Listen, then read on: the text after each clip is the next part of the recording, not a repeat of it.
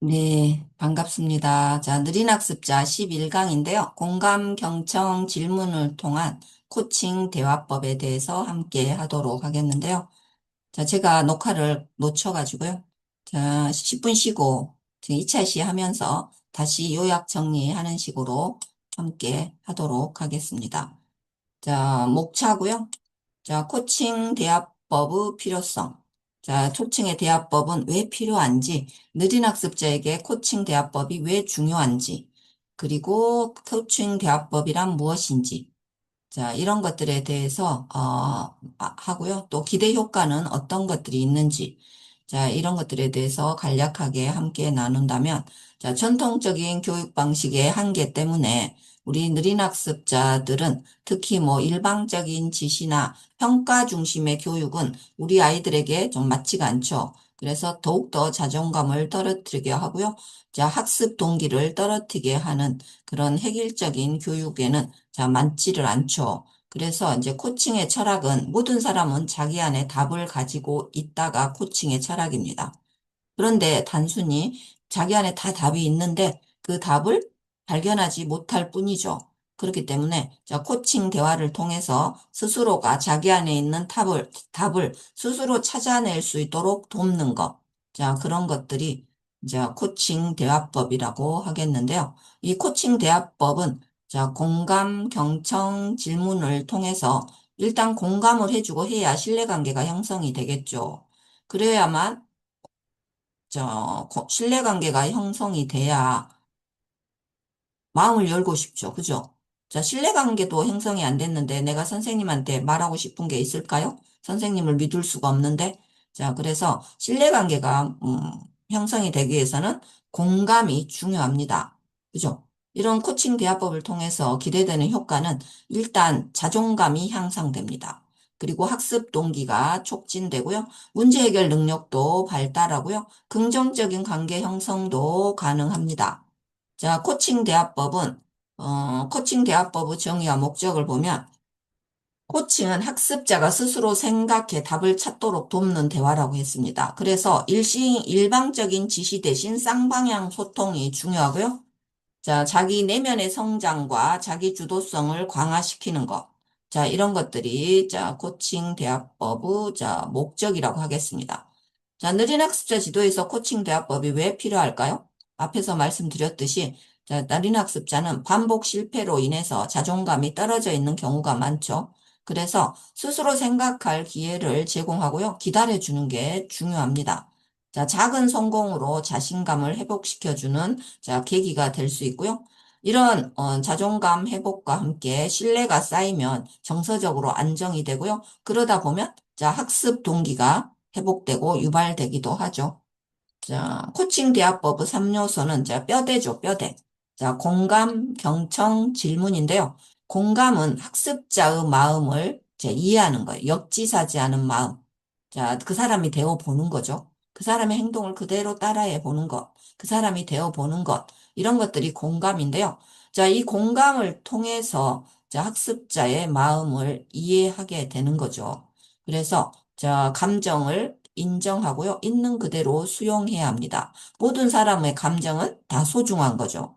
분노든 행복함이든 짜증이든 억울함이든 자, 뭐든지 어떤 감정이든지 다 소중한 감정입니다. 그죠? 그런데 그 감정을 그 소중한 감정이 잘못됐다는 게 아니죠. 우리는 그런데 가끔은 분노하는 장면을 보면서 그러면 안 돼. 그렇게 화내면 어떡해. 이렇게 많이 지적을 하는데요.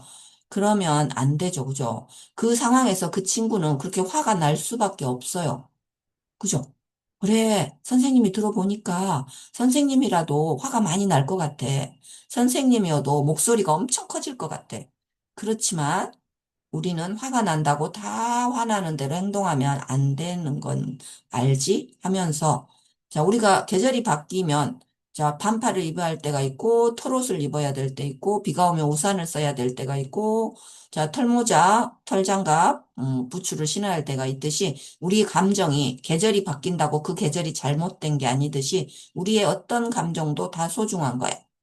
다만 비가 오면 우산을 준비하듯이 자, 눈이 오면 털장갑을 준비하듯이 그 감정에 맞게끔 우리가 대처하는 능력을 키우는 게 중요하다는 걸 우리가 인식을 시켜야 되죠. 그죠? 그래서, 자, 공감이 중요합니다. 모든 감정은 소중하다는 거. 그리고 경청. 자, 들을 청자죠. 진심으로 듣고 받아들이는 거죠. 그래서 온몸으로 집중해서 듣는 것을 자, 경청이라고 하죠. 자, 들을 청자 다 아시죠? 어떤 한자가 결합돼서 들을 청자가 되었는지. 자, 임금님이 말할 때 10개의 눈을 가진 것처럼 자, 하나의 마음으로 듣는 게 경청입니다.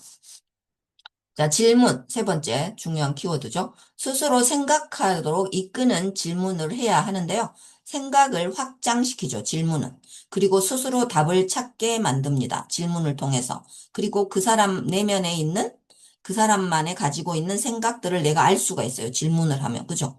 질문을 통해서 자, 해답을 찾기도 합니다. 그래서 열린 질문을 해야 되죠. 생각을 확장시키는 질문. 스스로 답을 찾도록 열린 질문을 해야 하는 거죠. 자, 이렇게 하면 어때요? 자기가 스스로 답을 찾았기 때문에 자기 주도성이 발달하겠죠. 그죠? 자, 느린 학습자와는 왜 소통이 중요할까요? 자, 느린 학습 지도사 현장에서 겪는 소통의 어려움은 다들 느끼고 계십니다. 반응이 느리고요. 표현도 서툴고요. 그리고 지시에 잘 따르지도 않고요. 엉뚱한 소리 빡빡하고요. 대인관계도 어려워서 친구들과 융화도 잘 안 되고요. 자, 이런 어려움 점이 많죠. 그렇기 때문에 우리 느린 학습자와의 소통에는 자, 이런 코칭 대화법도 아주 효과적이라고 하겠는데요. 자, 효과적인 대화가 학습 성과에 미치는 영향을 보면 일단은 자, 공감, 경청, 질문을 통해서 신뢰관계가 형성이 되면 어때요? 정서적으로 안정이 되죠. 정서적으로 안정이 돼야 공부하고 싶은 욕구가 생기죠. 자, 정서적으로 안정이 안 되는데 학습 의욕이 불타오를 이유는 없죠. 그죠? 자, 그렇기 때문에 이런 정서적 안정감을 제공해서요, 학습 동기를 유발합니다. 그렇다 보면 어때요? 이제 계속 학습 동기가 유발되고 반복되다 보면, 자, 자기주도 학습이 강화되겠죠. 자, 오늘 배울 세 가지 키워드. 공감, 경청, 질문입니다. 질문은 열린 질문, 생각을 끌어내는 질문, 스스로 답을 찾게 만드는 질문. 이런 질문을 통해야 되고요. 경청은 진심으로 들어야 됩니다. 자, 딴짓하고 이렇게 말할 때 핸드폰 보거나 뭔가를 바쁘니까 열심히 쓰고 있거나 뭔가를 하면서 듣는 건 경청이 아니죠. 근데 우리도 아이들을 키워봤지만 진심으로 경청하기가 쉽진 않아요. 한가할 땐 가능한데 내가 너무 바빠. 내가 지금 수업 8시부터 수업해야 되는데 우리 아들이 자기 나름의 심각한 일이 있어서 막 마지막 막 부엌 정리하고 수업하려고 막 오는데 막 얘기를 해요. 그럼 제가 거기서 경청하기 쉽진 않죠. 그죠? 그럴 때는 어떻게 해야 될까요? 내가 너무 바빠서 들어줄 시간이 없어. 그러면 이제 사정 이야기해야죠. 그죠? 자, 엄마가 선생님이 지금 네 이야기 너무 궁금하고 듣고 싶은데 내가 지금 몇 시부터 수업을 해야 돼. 그래서 선생님이 듣고 싶지만 지금 꾹 참고 있다가 수업 끝나면 자, 바로 물어볼게. 너는 그때 대답 잘해줄 거지? 이렇게 하면 어때요? 선생님이 내 말을 무시하거나 경청하지 않으려고 하거나 이런 게 아니라는 걸 느끼죠. 그죠? 그래서 이렇게 설명을 해주면 됩니다. 자, 공감이란 자, 앞에서 다 배웠지만 자, 상대방의 감정과 입장을 그대로 이해하는 겁니다. 그대로 온전히 받아들이는 거. 자, 판단하지 않는 거. 자, 판단하지 않고 내 생각을 강요하지도 않고 그대로 입장을 그대로 함께 자, 이해하고 함께 느끼는 거죠. 자, 동정과 공감은 엄청 다르죠. 동정은 위에서 내려다보는 시선이죠. 측은지심으로. 안 됐다. 불쌍하다. 어떡해. 막 이런 거죠. 우리도 나를 누군가가 동정의 눈빛으로 보면 기분 좋지 않잖아요. 그죠? 자, 옆에서 나한테 솔직히 조용히 기다려주고 옆에서 안쓰러운 눈빛 쳐다보면서 함께 있어주고 말은 걸지 않지만 옆에서 있어주고 아니면 보이지 않는 손길로 살짝 도와주고 이런 것에 감동하고 감사하지 막 대놓고 동정하고 대놓고 막 안타까워하고 막 이런 것보다는 자, 그렇게 공감해주는 태도를 훨씬 더 좋아하죠. 그죠? 내가 진심으로 공감을 받을 때, 자, 신뢰감이 형성이 되죠. 자, 공감은 존중과 평등한 관계를 만듭니다. 자, 공감은 우리 아이들에게 반드시 필요한 뿐더러 모든 사람에겐 다 필요하죠. 공감받지 못하면 어때요? 슬프잖아요.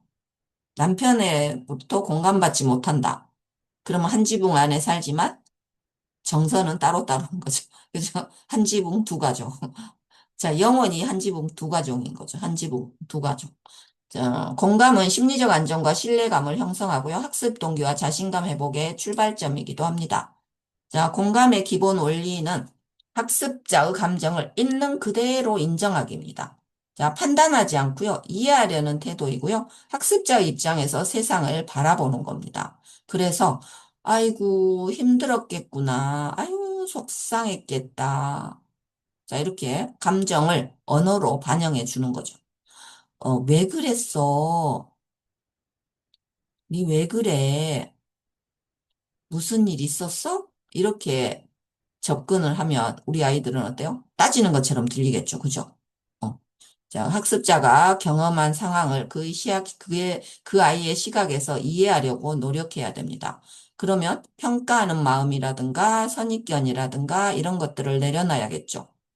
자, 내 생각이 들어가면 안 되죠. 내 생각이 들어간 건 평가한 거니까. 자, 학습자 중심의 관점에서 진정한 공감을 해야 합니다. 자, 그다음에 이제 공감 표현 중에서 이제 언어적 공감과 비언어적 공감이 있는데요.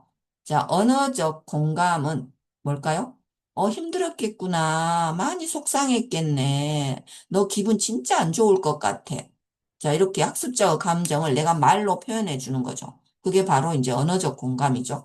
자, 말을 요약해서 또 되돌려 주는 것도 중요한 자, 공감 방식이죠.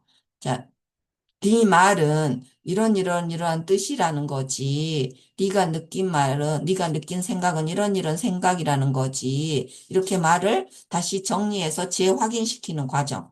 이런 것들이 또 이제 우리가 의사소통의 오류를 방지할 수 있기도 하고요. 또 공감을 표현하는 방법이기도 합니다.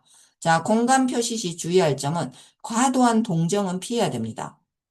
그래도 하지만 이런 것들은 사용을 자제해야 되고요. 조언보다는 이해를 우선해야 됩니다. 자, 진심 어린 태도를 유지해야 되고요. 자, 실전 적용 예시인데요. 과제 어려웠구나. 친구 관계가 힘들었겠네. 네 마음을 내가 다 이해해. 이렇게 구체적이고 따뜻한 표현을 자, 사용하는 것이 언어적 공감이라고 하겠고요. 자, 비언어적 공감은 뭘까요? 메르비안 법칙에 의하면 93%가 비언어적인 거라 했죠. 그렇기 때문에 눈높이 맞추기와 시선 접촉이죠. 자, 비언어적 공감이죠. 자, 뭐 입으로는 그랬구나, 네 힘들었겠네 하면서 선생님이 딴 데 보고 막 있어요. 그러면 그거 이제 비언어적 공감이 아니죠, 그죠? 그 아이의 눈을 쳐다보면서 아이고 그래 힘들었겠다. 네 많이 속상했겠다. 얼굴을 쳐다보면서 이렇게 해야 공감이지. 자기는 바쁘니까 딴 일만 하면서 나 힘들었겠네. 막 이렇게 하면 공감받지 못한다고 생각을 하죠. 자, 눈높이 맞추기와 시선 접촉이 중요합니다. 자, 그래서 우리가 TV에나 뭐 이런 거 보면 사회자도 어린아이가 나오면 어때요? 무릎 딱 꿇고 어린아이 눈높이에 딱 눈을 맞추고 대화하죠. 자, 그래서 우리가 이제 장애인 안내할 때도 에티켓이 그거죠. 힐체탄 장애인들은 앉아 있으니까 내가 위에서 쳐다보고 이렇게 얘기하면 위화감이 조성되죠. 위에서 밑으로 내려보잖아요. 그러면 이제 장애인 입장에서는 엄청 거부감이 들겠죠. 그래서 장애인과 대화든 어린이, 키가 작은 어린이와 대화든 자, 무릎을 딱 굽히고 앉아가지고 눈을 보면서 눈을 마주치고 자, 시선 접촉을 하면서 대화를 해야 공감받는다는 느낌이 들죠. 자, 그리고 지나치게 응시하지 않되 관심을 보이는 적절한 눈맞춤을 유지합니다. 눈이 뚫어지게 공감한다고, 눈 맞춘다고, 계속해서 쉬지 않고 눈을 계속해서 응시하면 부담스럽죠. 그것도, 그죠? 그래서 이제 적절하게, 자, 다른 것도 좀 봤다가, 응시도 했다가, 이렇게 해야 되죠. 직장 내 성희롱 예방 교육도 시각적 성희롱, 뭐, 언어적 성희롱, 신체적 성희롱이 있죠. 시각적 성희롱도 뭐예요? 눈으로 시각적으로 성희롱 하는 거죠. 한 군데를 계속해서 5초 이상 쳐다보거나, 가슴이 너무 예쁜 것 같네? 가슴을 계속 쳐다보거나, 이러면 시각적 성희롱이 될 수 있는 거죠. 그죠? 그런 것처럼, 자, 눈도 너무 뚫어지게 계속해서, 눈 마주침 한다고 시선을 한 번도 다른 곳에 주지 않고 눈을 뚫어지게 쳐다봐도 부담스럽죠. 그래서 뭐든지 지나치지 않게 해야 됩니다. 자, 적절한 눈 맞춤을 유지하는 게 중요하죠. 자, 눈높이 맞춤은 존중과 평등의 메시지를 전달하는 거기 때문에 그 사람의 눈높이에 맞춰서 키가 작으면 내가 무릎을 굽히고 휠체어 탔어도 무릎을 굽히고 이렇게 자,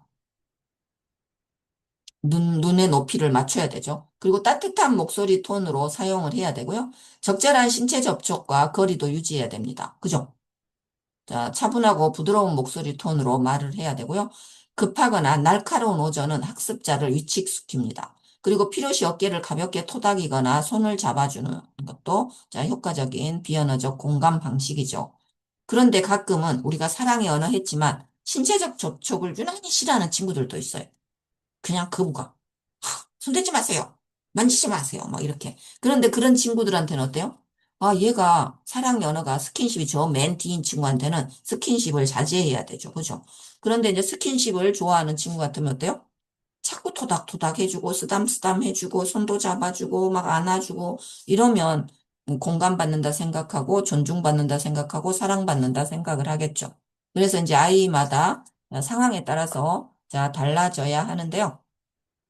자, 학습자가 불편해하지 않을 적절한 거리를 유지하면서 대화를 해야 또 안정감을 주죠. 너무 불편할 정도로 바짝 붙어가지고 막 이런 것도 부담스러운 일인 거죠. 그죠? 자, 공감자 실습 사례. 볼까요? 사례 1. 먼저 보겠습니다. 학습 과제를 완수하지 못한 학습자에게 우리는 어떻게 해야 될까요? 자, 과제가 어려웠구나, 힘들었구나. 자, 이렇게 먼저 공감을 해줘야 되죠. 그리고 나서는 실패가 못한 걸, 실패잖아요. 우리가 봤을 때 못한 것. 근데 실패라고 보지 않고요. 실패가 아닌, 자, 했던 노력을 인정하고 칭찬해야 됩니다. 네가 이렇게 과제가 어렵고 힘들었음에도 불구하고 네가 이렇게 풀어볼까 하고 노력했다는 그 자체가 대단한 거야. 자, 노력을 인정하고 칭찬해줘야 되죠. 그래야 이 친구가 다음에도 힘을 얻고, 내가 못해도 선생님이 내 노력을 인정해 주시는 훌륭한 선생님이구나. 내 마음을 알아주시는구나. 이런 생각이 들겠죠. 근데 뭐, 네 과제도 안 하고 뭐 했어? 너 이것도 못해? 네 몇 학년인데 이것도 못해? 이러면 어때요? 오고 싶지가 않겠죠. 그죠? 자, 두 번째 사례는 자신감이 없어서 시도조차 하지 않는 학생입니다. 그럴 때는 또 공감을 이렇게 해줘야죠. 아, 니는 시작하는 것 자체가 두렵구나. 내가 네 마음 이해해. 선생님도 니만 할 때 그런 경험이 있어. 이렇게 말해주면 어때요? 안정감이 들겠죠. 지금 이렇게 훌륭해 보인 선생님도 나만 할 때 어릴 적에 이런 경험이 있다고 자, 공통점을 발견해서 얘기해 주니까 어때요? 아, 나도 선생님하고 같구나. 그럼 나도 열심히 하면 저 선생님처럼 훌륭한 사람이 될 수 있겠구나.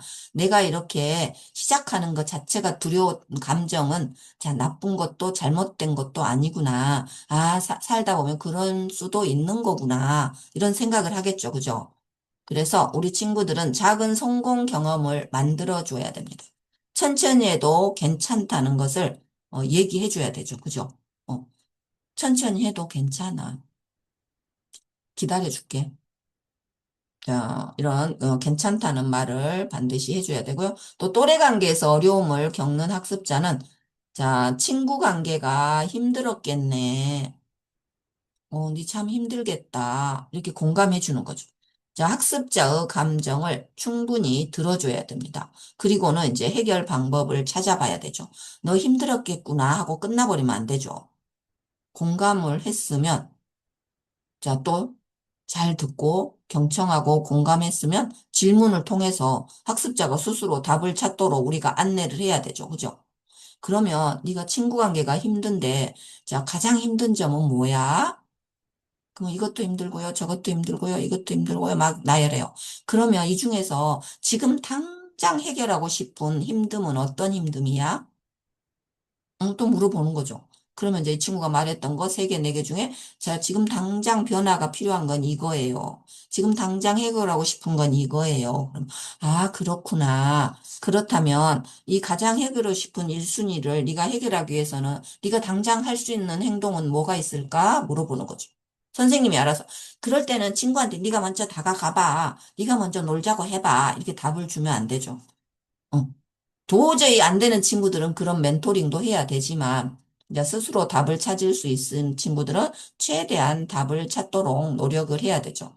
그래서 네가 그런 걸 해결하기 위해서는 지금 가장 어려운 점을 해결하기 위해서는 네가 당장 할 수 있는 노력은 뭐가 있을까? 이게 있어요. 아, 그럼 또 그것 말고 또 다른 방법은 뭐가 있을까? 이렇게도 해보고 싶어요. 아, 그래. 좋은 생각이네. 그럼 또 다른 방법은 뭐가 있을까? 막 물어보는 거죠. 그러면 얘가 이제 다 막 얘기하겠죠. 또 하다가, 더 이상 없는데요? 이러면, 아, 그렇구나. 이것도 엄청 많이 찾은 거야. 니 진짜 대단하다. 그런데 지금 당장 실천해서 옮길 것은 어떤 거야? 네가 지금 당장 실천할 수 있는 것은 어떤 거야? 그러면 자기가 또 생각하겠죠. 그러면 선생님이 답을 준 건 아니에요? 지 입으로 다 얘기한 거야. 그러면 이제 어때요? 지가 골라.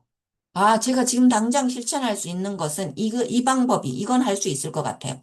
와, 그렇구나. 그러면 한번 해봐. 선생님도 옆에서 잘 지켜보고 또 힘든 게 있으면 도와줄게. 이렇게 하면 어때요? 용기가 생기겠죠. 그래서, 그러면 선생님, 내일 당장부터 내가 이렇게 한번 이거 해볼게요. 했어요. 그러면 네가 했는지 안 했는지 선생님은 그걸 어떻게 알 수 있을까? 아, 제가 그거 메시지 보낼게요. 실천한 날은. 아니면 내가 센터에 와서 얘기할게요. 아니면 뭐, 카톡으로 보낼게요. 막 이렇게 하겠죠, 얘가. 그럼 얼마나 신나겠어요. 선생님하고 수업이 아닌데도 소통한다는 생각을 하겠죠. 이야, 우리 선생님 나한테 진짜 관심이 많으시구나. 야, 내가 열심히 해야겠다. 막 이렇게 각오를 다짐을 하겠죠, 그죠? 자, 경청의 정의는, 자, 상대방의 말을 집중해서 듣고 이해하는 거고요. 또 내용뿐만 아니라 감정의 의도도 파악하는 거예요. 그게 바로 가장 높은 수준의 경청이죠. 그냥 겉으로 막 몸으로 경청하는 거, 입으로 경청하는 건 누구나 할 수 있어요. 그죠? 그렇구나. 아이고, 힘들었겠네. 뭐, 이렇게. 니 너무 속상하겠다. 이런 거 뭐, 경청을 할 수 있죠. 근데, 자, 가장 높은 수준의 경청은 그 사람이 말하지 않는 의도까지도 다 파악하는 경청이죠. 자, 의도와 내가 그 사람 입으로 말하지 않았는 것까지도 내가 다, 자, 꿰뚫어 보는 능력. 어쩌면, 자, 의도를 파악하는 능력. 이게 가장 높은 수준의 경청인데요. 그러기 위해서는 어때요?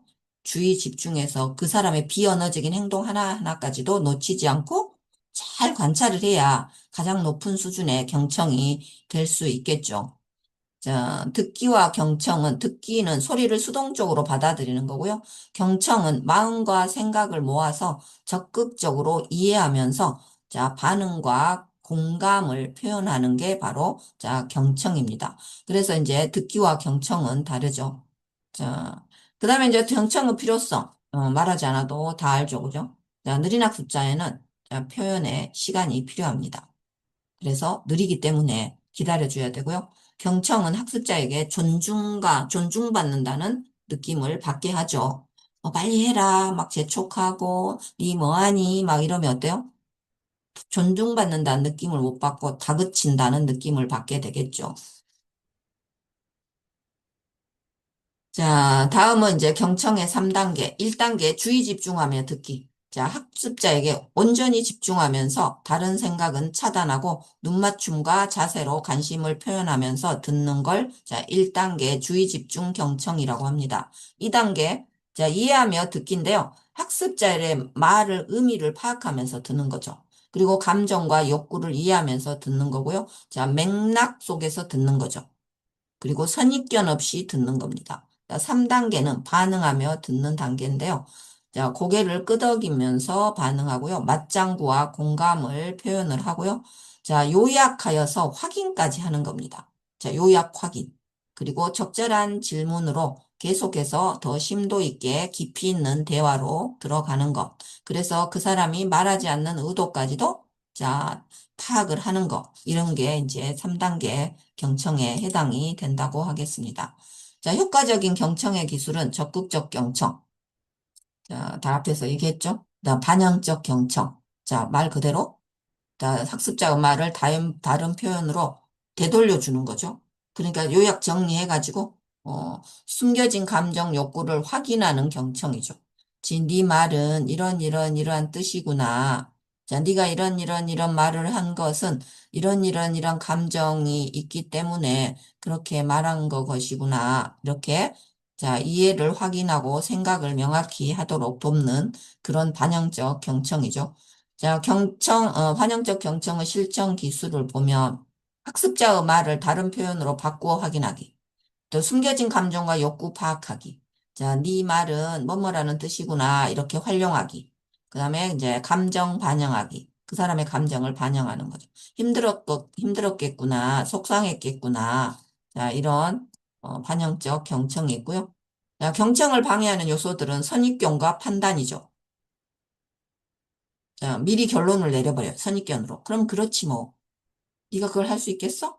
네, 선입견이죠, 다. 그죠? 자, 또 그러겠지 뭐. 네가 뭐 이번만 그러겠어? 앞으로 또 그러겠지 뭐. 뭐 이렇게 하는 것은 어때요? 선입견과 아주 나쁜 판단이죠. 자, 학습자를 평가하는 태도는 절대로 해서는 안 되죠. 자, 그리고 이제 조급함과 결론 내리기입니다. 조급하게. 자, 빨리 끝내려는 마음에서 자, 학습자 말을 확 잘라버리고 아, 그건 있잖아. 말도 안 되고, 이렇게 하는 거 어때? 뭐 이렇게 해결책을 성급하게 막 제시해 버리는 거죠. 이런 것들은 경청에 방해가 되고요. 주의 산만함과 이제 멀티태스킹입니다. 아까 말했듯이 휴대폰을 보면서 대화하거나, 다른 일을 하면서 대화하거나, 이렇게 집중하지 않는 자세, 이런 것들도 다 경청을 방해하는 요소죠. 자, 경청 실습 사례인데요. 자, 학습 내용을 이해하지 못했다고 말하는 학습자. 경청 사례 한번 볼까요? 학습자가 선생님, 저 이거 하나도 모르겠어요. 이렇게 말했어요. 그럼 이제 우리는 어떻게 경청을 해야 될까요?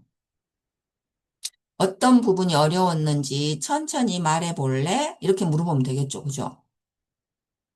자, 그 다음에 이제 또 사례 2번. 자신의 어려움을 표현하는 학습자예요. 자, 친구들이 저랑 안 놀아줘요. 그러면 이제 교사는 어떻게 경청해야 될까요? 친구들이 나랑 안 놀아줘요. 이렇게 말해요. 그럼 먼저 감정을 인정해 줘야 되죠. 그러면 그 친구는 친구들이 안 놀아주는 그 아이의 감정은 어떨까요? 많이 속상하겠죠.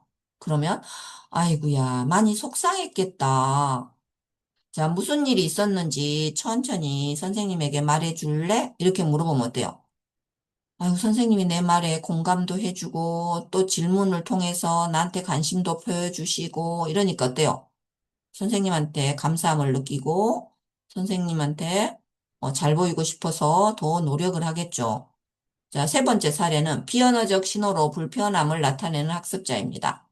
자, 표정이 어둡거나 고개를 꾹 숙이면서 말없이 눈물을 보이는 학습자가 있어요. 이런 친구들은 어떻게 해야 될까요? 자, 그 아이의 비언어적 신호를 먼저 읽어줘야 되죠. 자, 네가 들어오자마자 표정도 어둡고 고개를 숙이면서 눈물이 굴썽굴썽한 걸 보니까 네가 몹시 속상한 일이 있었는 것 같은데 선생님한테 그걸 얘기해 줄 수 있겠어? 그 이유를 이렇게 말하면 어때요? 아이고야, 선생님이 내가 말하지 않아도 나의 감정까지도 다 헤아리시네 하고 또 감동을 받겠죠, 그죠? 자, 경청 실습 사례 또 있습니다. 학습 어려움 호소시 경청하기입니다. 선생님, 수학이 너무 어려워요. 그럼 교사는 어떻게 공감하고 경청해야 될까요? 자, 수학이 많이 어렵구나. 어떤 부분이 가장 힘들었어? 이렇게 물어보는 거죠. 자, 그래서 아이의 그 어려움을 인정을 해야 돼요. 야, 그게 뭐가 어렵니? 네가 지금 나이가 학년이 몇 학년인데, 너 지금 3학년인데 1학년 거 하는데 어렵다고? 막 이러면 안 되죠. 아, 수학이 많이 어렵구나. 어떤 부분이 가장 힘들었어? 이렇게 물어보면 아이가 어때요? 얘기를 막 하겠죠. 공감해주고 질문하는데 말하기 싫어요. 안 할 거예요. 막 이런 친구는 잘 없죠.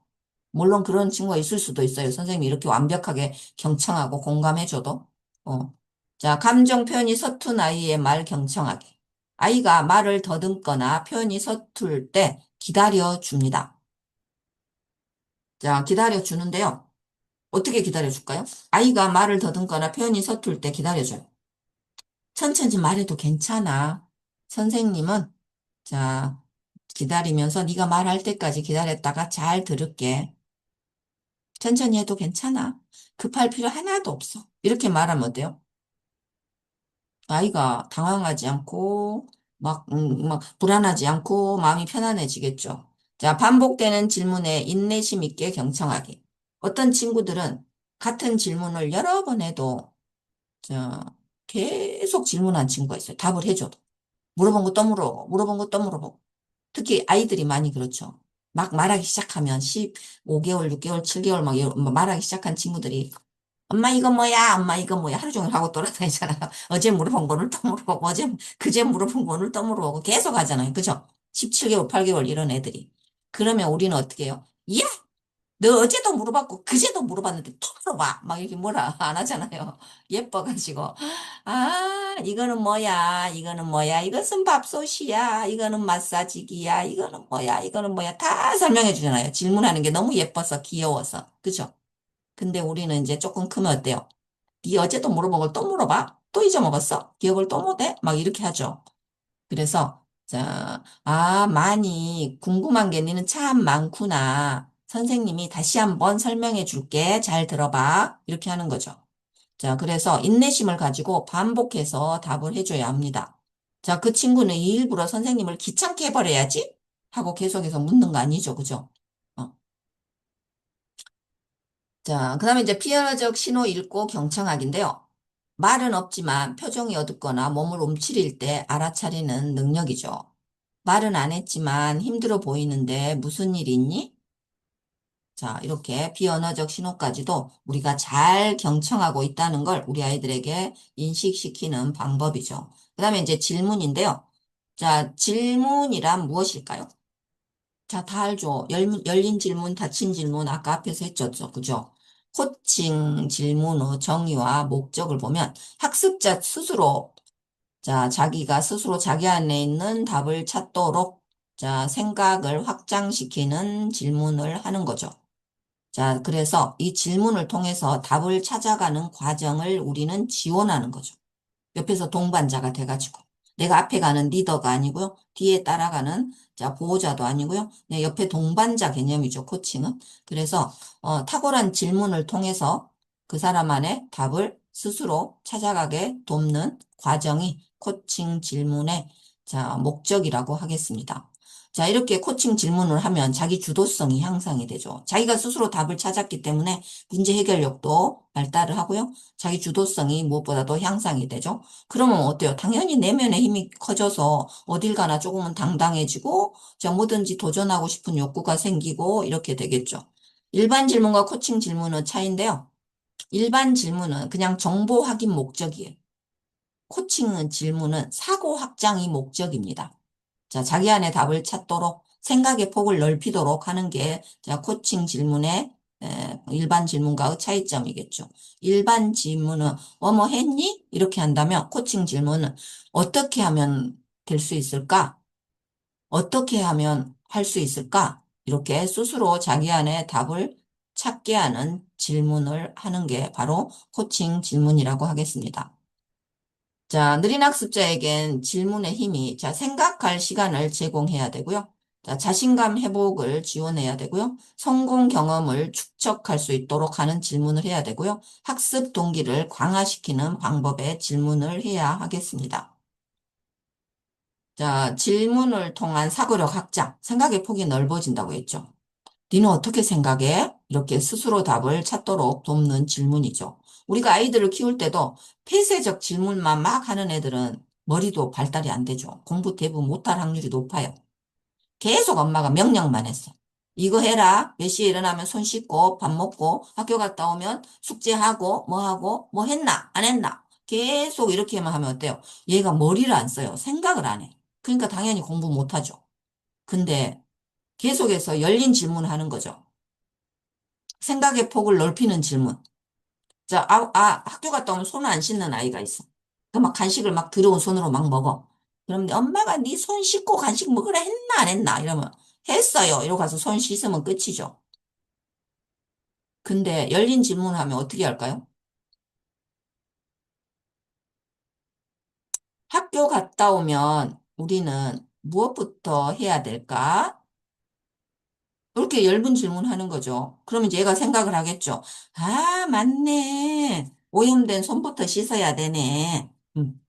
그리고 막, 손부터 씻어야 돼요 하고 스스로 답을 찾게 하는 거죠. 자, 학습자에게 질문이 중요한 이유는 질문은 아이가 스스로 생각하게 만들고요. 답을 주지 않고 질문하면 자, 스스로 답을 찾을 수 있기 때문에 자기 주도성이 성장합니다. 자기 주도적이 되죠. 그래서 부모가 시키지 않아도 선생님이 시키지 않아도 그 과정이 계속해서 반복되다 보면 자기가 스스로 생각하는 힘이 커졌기 때문에 어때요? 스스로 문제 해결 능력이 뛰어나게 되는 거죠. 자, 처음에는 시간이 많이 걸리지만 결국은 스스로 독립할 수 있게끔, 자, 성장할 수 있게끔 돕는 질문이죠. 자, 질문에 힘이 있죠. 그죠? 질문으로 자존감을 높일 수 있습니다. 질문하면 답이 보인다. 질문하면 생각을 자극한다. 질문하면 정보를 얻는다. 질문하면 통제가 된다. 자, 질문은 마음을 열게 한다. 질문은 귀를 기울이게 한다. 질문에 답하면 스스로 설득된다. 자, 질문에 답하면 스스로 설득됩니다. 왜? 내가 한 말이니까 내가 책임져야 되죠. 그죠? 그러다 보니까 스스로 설득당하는 거죠. 열린 질문과 닫힌 질문은 아까 다 했죠. 그죠? 자, 열린 질문과 닫힌 질문 한번 예를 볼까요? 열린 질문은 뭐예요? 생각을 확장하는 질문. 닫힌 질문은 예, 아니요로 대답하는 질문. 자, 열린 질문은 생각을 확장시키는 질문이기 때문에 오늘 무엇을 배웠니? 어떤 기분이 들었어? 이렇게 예스와 노로 대답 못하게 하는 질문은 열린 질문이죠. 닫힌 질문은 숙제 다 했니? 이해는 했어? 이러면 예, 아니요로 끝나죠. 자, 이런 것들은 자, 성장을 저해하는 질문입니다. 자, 그래서 우리는 항상 열린 질문을 통해서 그 아이의 성장을 촉진시킬 수 있도록 해야겠죠. 자, 확장 질문과 초점 질문도 있는데요. 자, 확장 질문은 더 많은 정보를 끌어내는 질문이에요. 그 다음에는 어떻게 되었니? 그때 네 마음은 어땠어? 또 다른 생각은 없니? 자, 이런 것들이 확장 질문이죠. 계속해서 또 다른 좋은 방법은 없을까? 네가 해볼 방법 중에 또 다른 방법은 없을까? 이런 것들이 확장 질문이죠.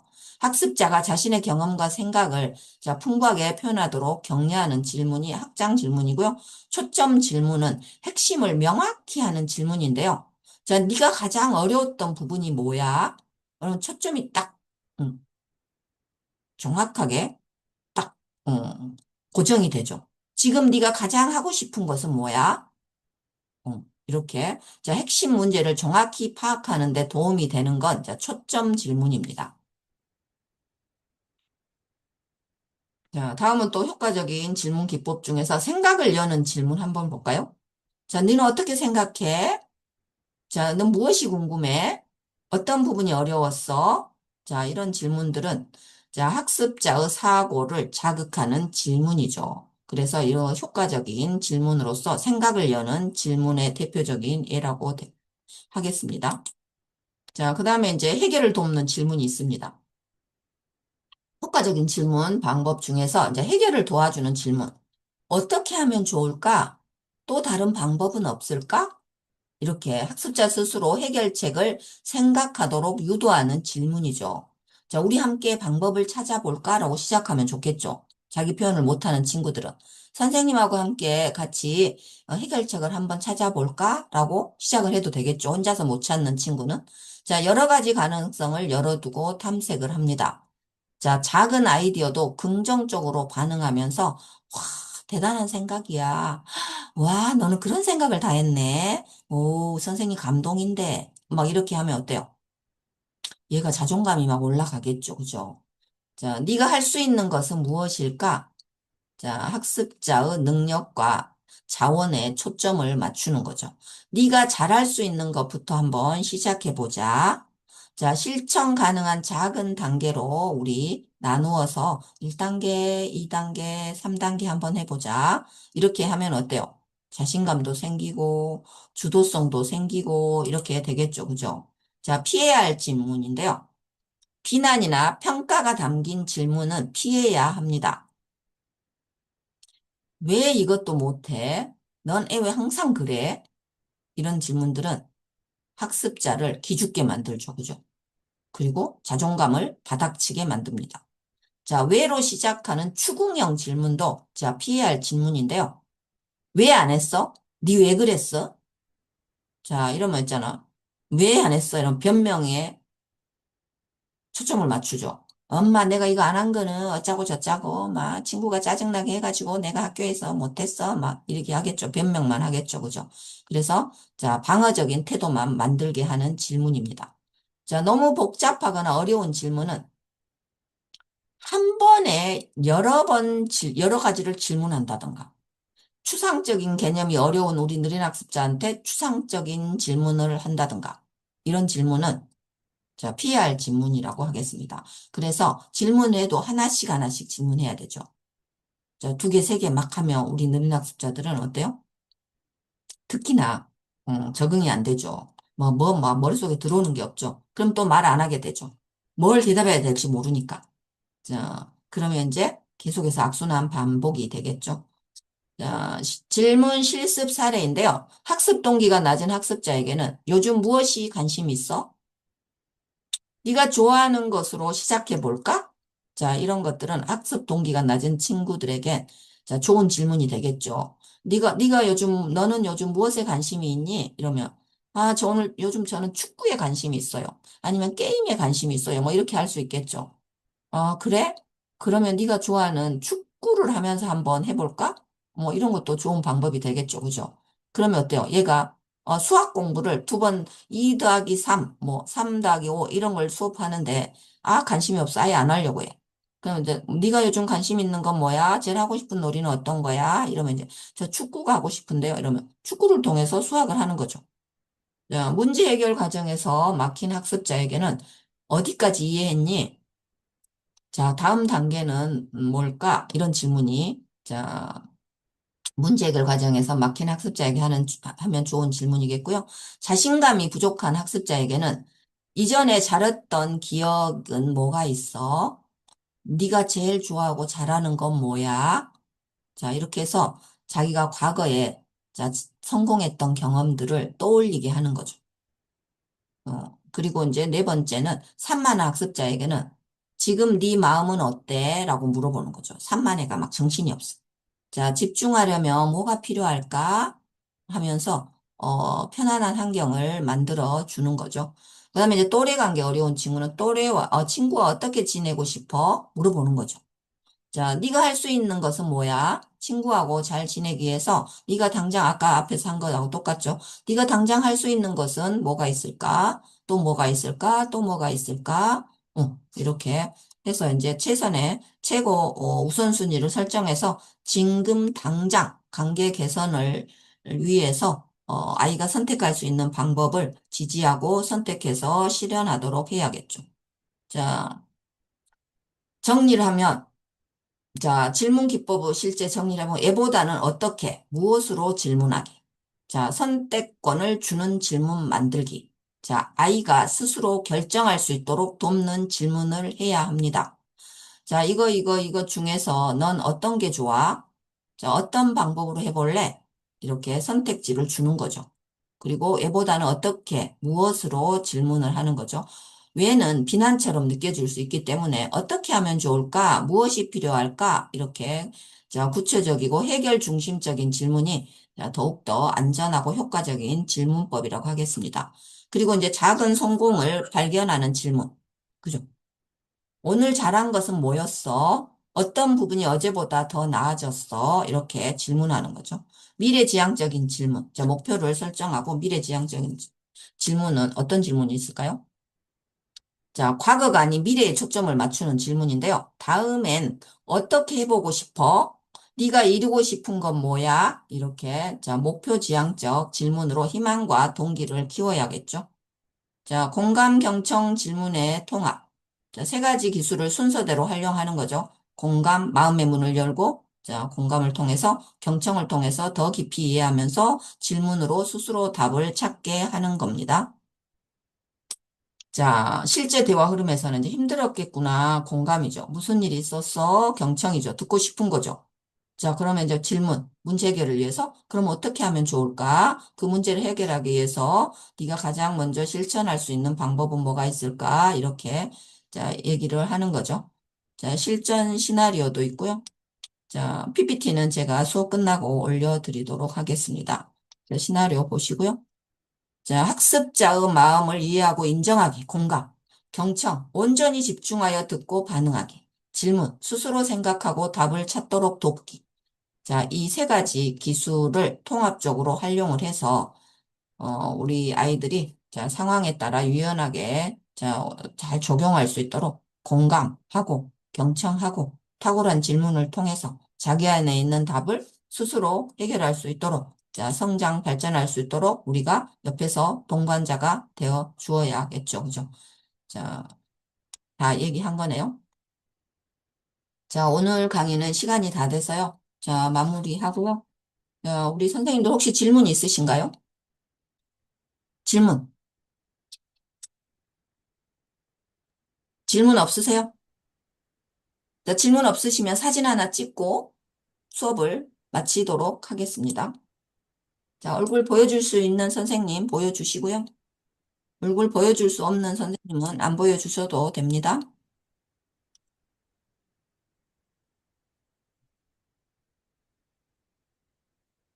다음 주 시험은 어떻게 치르나요? 자, 저 링크를 드리면요. 링크를 제가 드릴 거거든요. 예상 문제 드리고, 자, 링크 드리면, 어, 작성을 해서 전송하시면 됩니다. 전송. 자, 걱정 안 하셔도 되고요. 자, 예상 문제 안에서 다 나오기 때문에 비밀인데요. 답을 가르쳐 주는 것과 거의 똑같아요. 어, 그래서, 걱정 1도 안 하셔도 됩니다. 시험은 몇 시에 하나요? 잠깐만요. 채팅창에. 시험은 주관식이 있나요? 네, 주관식 있어요.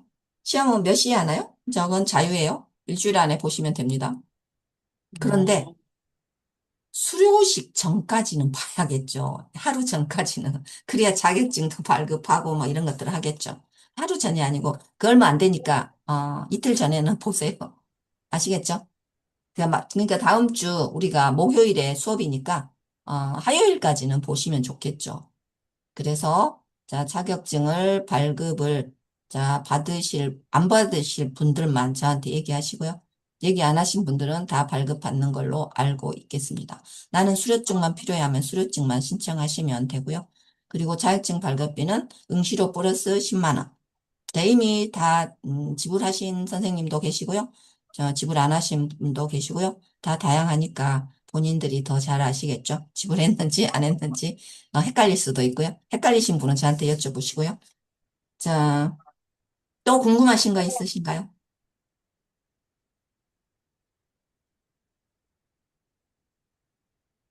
궁금한 거 없으시면 자, 사진 찍겠습니다.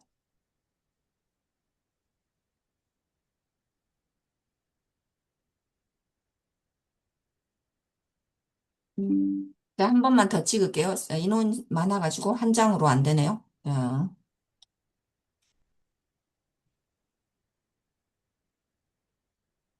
음. 자, 그리고 7기 개강은 6월 4일 날 목요일이죠. 8시 1강 개강하니까 혹시 주변에 느린 학습자에 대해 관심이 있으신 선생님 계시면 소개도 좀 해주시고요. 또 선생님들도 궁금한 거 있으시면 언제든지 질문하시고요.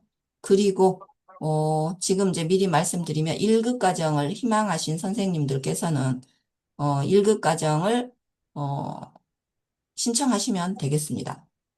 그런데 계좌번호 다시 부탁드린다면 제가 올려드릴게요. 그리고 1급 과정은 이제 우리 선생님들 원래 이제 수강료 20만 원에 자격증 발급비 10만 원인데 우리 2급을 하신 분들은 수강료 무료입니다. 수강료 무료로 해드리고요.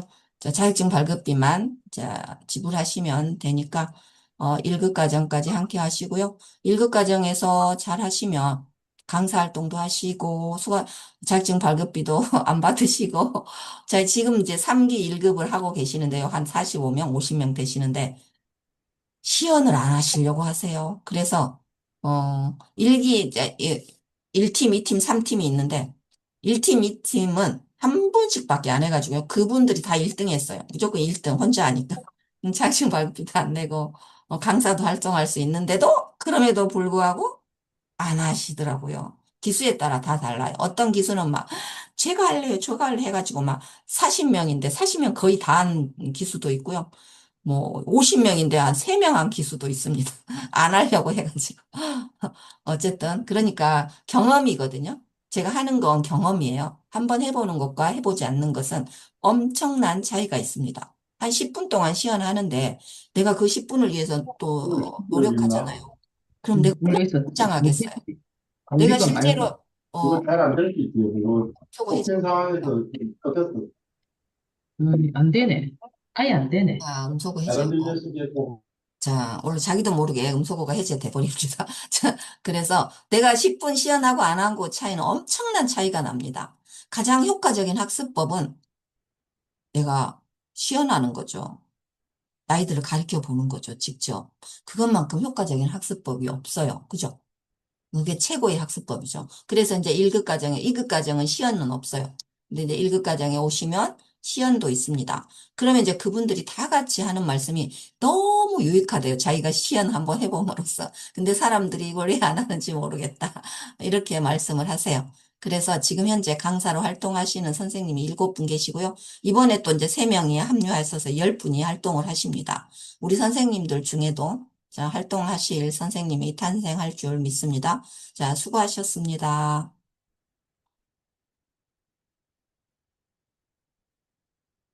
자, 아름다운 밤 되세요.